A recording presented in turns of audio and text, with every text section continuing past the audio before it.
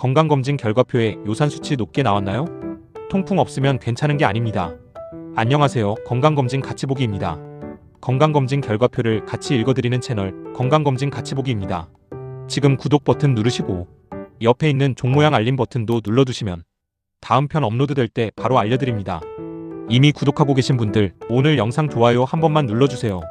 알고리즘이 더 많은 분들께 이 정보를 전달해줍니다. 마이너스. 자, 그럼 오늘 주제로 들어가겠습니다. 건강검진 결과표에서 요산이라는 항목을 보신 적 있으신가요? 그리고 수치가 높게 나왔는데 통풍 증상은 없으니까 그냥 넘기신 분 계신가요? 바로 그 생각, 오늘 영상을 꼭 보셔야 하는 이유입니다. 요산 수치가 높다고 해서 전부 다 통풍이 오는 건 아닙니다. 그런데 통풍이 안 왔다고 안심해도 되는 것도 아닙니다.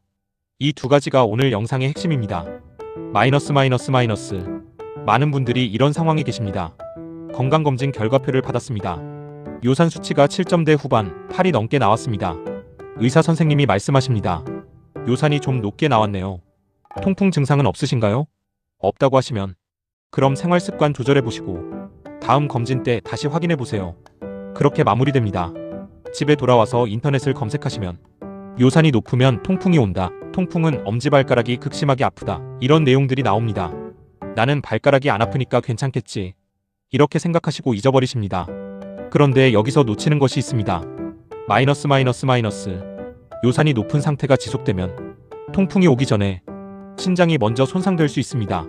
지난 편에서 말씀드린 크레아티닌과 EGFR 기억하시나요? 신장 기능 저하의 주요 원인 중 하나가 바로 장기간의 고요산혈증입니다.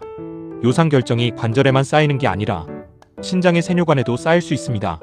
그렇게 되면 신장 기능이 서서히 나빠집니다. 증상이 없으니 모르는 사이에. 그래서 요산 수치가 높게 나왔을 때 통풍이 없다고 안심하고 끝내는 것이 위험할 수 있다는 겁니다. 마이너스. 자, 이제 요산이 무엇인지부터 차근차근 설명드릴게요. 우리가 음식을 먹으면 단백질 속에 퓨린이라는 성분이 들어있습니다. 이 퓨린이 몸 안에서 대사되고 나면 최종 산물로 요산이 만들어집니다. 정상적인 경우에는 이 요산이 신장을 통해 소변으로 배출됩니다.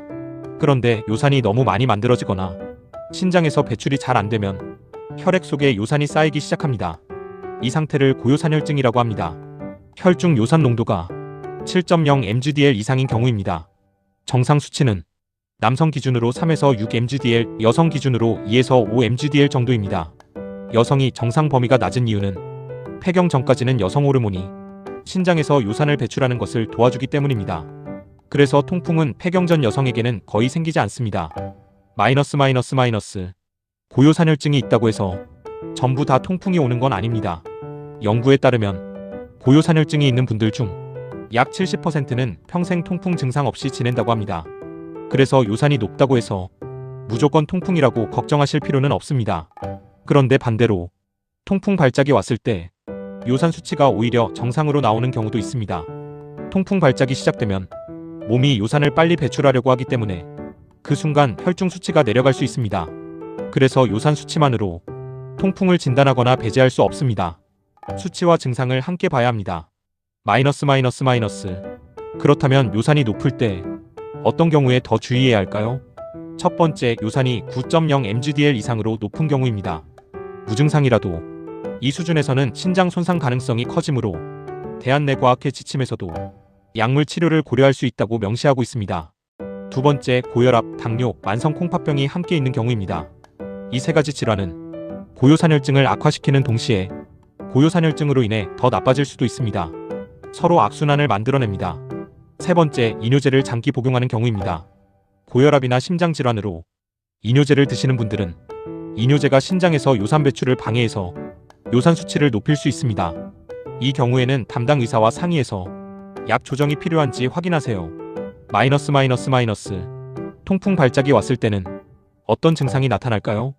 통풍의 가장 특징적인 증상은 갑작스럽고 극심한 관절 통증입니다.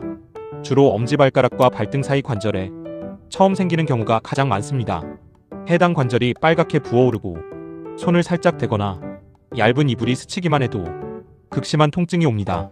통증이 너무 심해서 양말을 신지 못하고 걷지 못하는 경우도 많습니다. 특히 밤에 통증이 심해지는 것이 특징입니다. 통풍 발작이 처음 왔을 때는 며칠이 지나면 저절로 사라집니다. 그래서 그냥 넘기시는 분들이 많은데 치료하지 않으면 발작이 더 자주, 더 오래, 더 여러 관절에서 옵니다.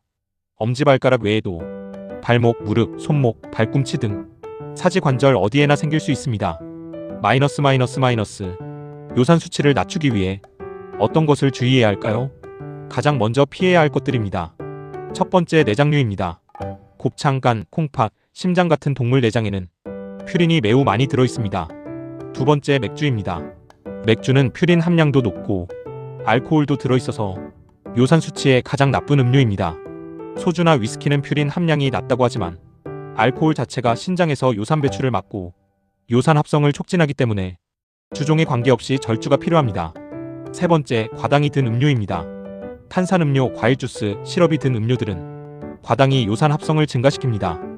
네 번째, 붉은 고기를 과도하게 드시는 것입니다. 소고기, 돼지고기, 양고기를 매일 과량 드시는 것은 주의가 필요합니다. 마이너스. 반대로 요산 수치 관리에 도움이 되는 것들입니다. 가장 중요한 것은 수분 섭취입니다. 하루에 2리터 이상의 물을 꾸준히 드시면 소변을 통해 요산이 배출되는데 큰 도움이 됩니다. 저지방 유제품도 도움이 됩니다. 우유, 치즈, 요거트는 요산 배출을 촉진하는 효과가 있어서 통풍 위험을 낮추는 것으로 알려져 있습니다. 체리와 딸기 같은 붉은 과일도 항산화 성분이 요산 수치를 낮추는데 도움이 된다는 연구가 있습니다. 수분 섭취와 함께 정상 체중을 유지하는 것이 요산 관리의 가장 기본입니다. 단, 급격한 체중 감량은 오히려 혈중 요산 수치를 일시적으로 높일 수 있으니 천천히 꾸준히 줄이는 것이 좋습니다. 마이너스. 그렇다면 지금 바로 확인하실 것이 있습니다. 하나, 결과표에서 요산 수치를 확인하세요. 7.0 이상이면 고요산혈증입니다. 9.0 이상이면 증상이 없어도 의사와 상의가 필요한 수준입니다. 둘, 고혈압, 당뇨, 만성 콩팥병이 함께 있다면 요산 관리를 더 적극적으로 하셔야 합니다.